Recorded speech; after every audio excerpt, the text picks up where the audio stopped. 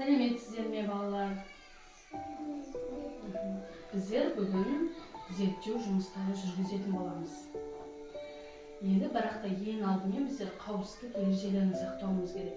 Яғни зертханаға келген уақытта біздер үстімізге киімдер киіп, басымызға бас киім кию керекпіз. Жарайды ма? Енді қазір ең алдымен біздің зерттеу жұмысымыз бұрышты тұздан ажыратып ал деп аталады. Ол үшін бізге қажетті құрал жабдықтар тұз, қара бұрыш, шаш және де мата керек. Ең бірінші тұзды мына шыны ыдысымызға сеуіп аламыз. Қасықпен алып сеуейік тұзды. Тұзымызды қасықпен алып сеуеміз. Сеуеміз.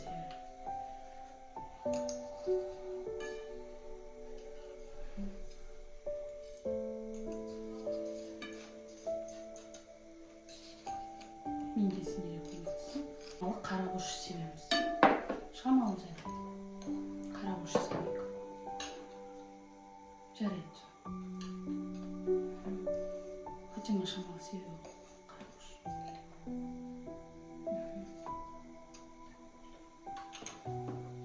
Енді мына қара бұрышты біз тұздан ажыратып алу керекпіз.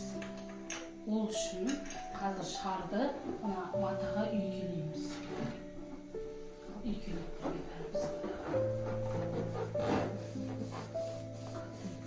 Шарымызды жарып болмасын. Ал міне қараңдар қыздар, бұрышымыз шарға жабысып жатыр.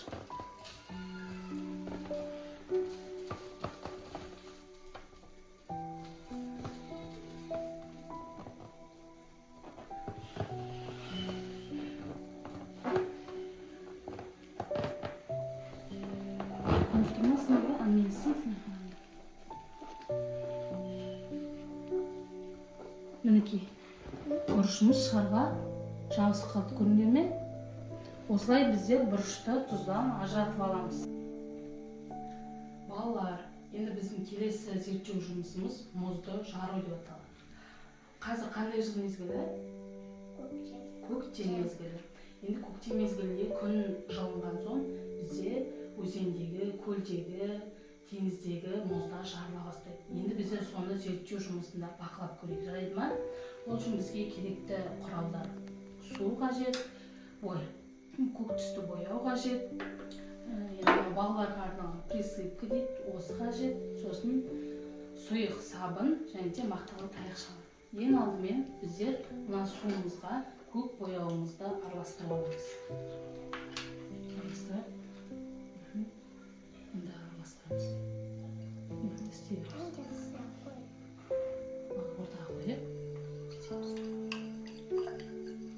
Бізде яғни көк күмбек көліміз шығу керек. Тағы да басайық. Бір-бірімізге тиіспейміз, қолымызды бүлдірмейміз. Жарайды.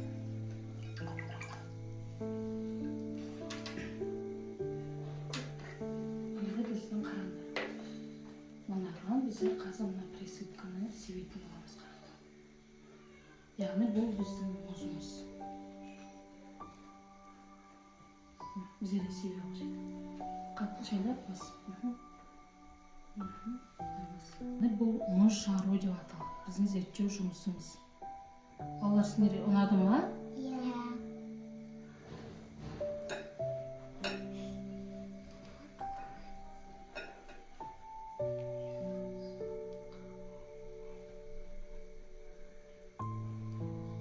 Астына батырмаймыз таяқшамыз, тек бетіне жасаймыз. Міне қараңдар, біздің ортамыздағы мұздарымыз шығарылып жатыр, бөлшектерге бөлініп.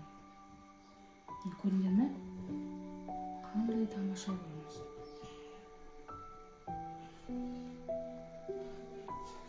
Қыздар, біздің келесі зерттеу жұмысымыз мұзды шар деп аталады. Қазір ол үшін біз мына шарларға дайындаған ойыншықтарды саламыз ішіне.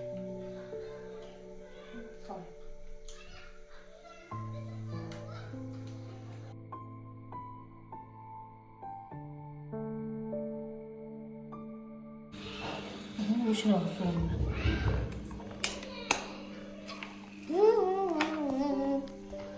Енді қыздар, мына шарымызды, мұзды шар жасау үшін бұны біз тоңазытқышқа қатырып қоямыз. Енді балалар, біздің мұзды шарымыз дайын болды. Ұстап қараңдар. Қатып қалған ба мұзымыз? Иә. Енді қазір біз оны қайшымен шарымызды жарамыз. Ол ұшты зат болғаннан кейін мен жарып беремін сендерге, жарайды ма?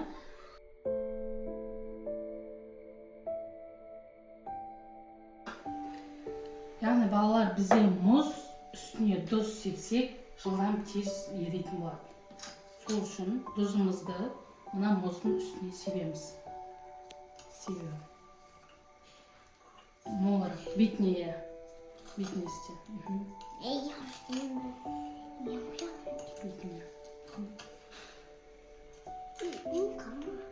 Ал мына шарға біз тұз сеппейтін боламыз. Ал мына екі шарға тұз себеміз. Себеміз.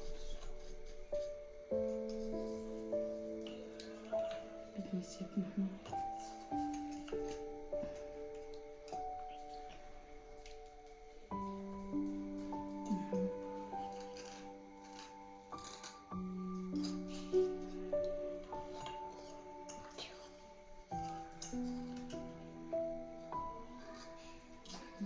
Екі, мұзды еріту үшін бізге тұз қажет, және де салқын су. Яғни мұз деген ол салқын нәрсеге жылдам еритін болады. Оған тұз қоссақ, ол тез еритін болады. Енді жайлап, мынаның үстіне жайлап су себіп, жайлап себеміз. Тұздың үстіне. Қара, көрдің ба? Ерді барды ма? Мұзымызды қара, еріп кетті. Сеп. Зере. Мына қара. Ерді ме тұзымыз? Мұзымыз ерді ма? Ортасын қарашы, ортасын. Еріп кетті, солай ма? Қараңдар, мына қараңдар. Біз мұна ойыншығымызды ала аламыз. Тұзымызды жанына себейік. Мұзды шарымызды жанына жайлап. Мұзымыз іштен қалай еріп жатқанын көрейік. Бояуды мына тұздың үстіне жағатын боламыз.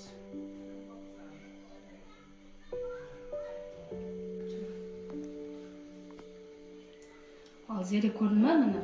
Сенің тұзың бояу арқылы көрініп тұр. Еріп жатқан тұздың көмегі арқылы. Сенікі көрініп жатыр. Тұздың үстіне бояуды жағайық.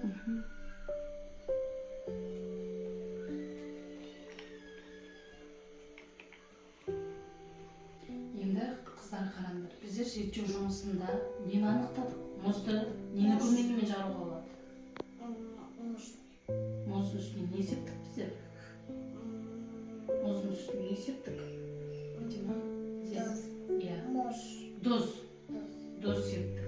Сосын оның үстіне қандай суды қойдық біздер? Салқын су. Яғни біз мына мұзды шарымызды еріту үшін алдымен оған тұз септік, содан кейін салқын су қойдық. Яғни қатып тұрған мұзды сол салқын сумен тұздың көмегі арқылы тез әрі жылдам ерітуге болатынын біздер жаңа зерттеу жұмысында анықтадық. Яғни оның тез әрі жылдам екенін біздер бояу жағу арқылы өзімізде ішінен жарылғанын көріп тұрық, солай ма? Ал мына менің шарым әлі ерген жоқ. Не себепті? Не себепті ерген жоқ? Ішінде оқтықты алмады. Оған бізде не сепкен жоқпыз? мұз, су. Тұз сепкен жоқпыз. Сосын? Салқын су құйған жоқпыз. Сондықтан да менің шарым әлі ерген жоқ. Және де мен ойыншығымды ала алмай қалдым. Ал мына ойыншықты сендер мұзды шардың ішінен тұз себу арқылы жарып алдыңдар. Жарайсыңдар қыздар. Осымен біздің зерттеу жұмыстарымыз аяқталды. Сендерге ұнады ма зерттеу жұмыстары? Иә, ұнады.